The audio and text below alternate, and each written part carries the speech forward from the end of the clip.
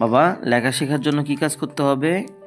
সর্বপ্রথম আমাদেরকে সোজা করে দাগ দেওয়া শিখতে হবে। সোজা করে দাগ দেওয়া, এভাবে সোজা করে দাগ দেওয়া, এভাবে সোজা করে দাগ দেওয়া। ঠিক আছে? আর একটু সোজা করে দাগ, সেটা একটু ব্যাকা করে দিতে হবে। ডান দিক থেকে বাম দিকে আসতে হবে, ডান দিক থেকে বাম দিকে আসতে হবে। তবে আমাদের অনেকের লেখা এই বাম দিক থেকে ডান দিকে আসে, এটা আসলে অভ্যাসটাকে চেঞ্জ করতে হবে।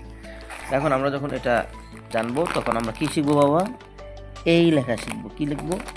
এই। দেখো কীভাবে সুন্দর করে লিখতে হয়, দেখো।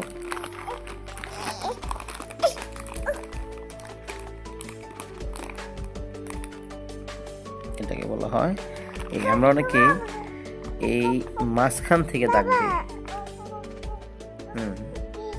পাদি মাঝখান থেকে না দিয়ে যদি আমরা একটু নিচে থেকে দিই, তাহলে আমাদের লেখাটা আরো সুন্দর হবে।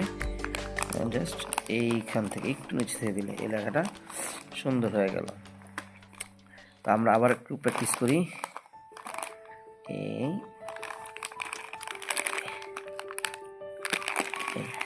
এই দিলে আমাদের এই লেখাটা সুন্দর হয়ে যাবে।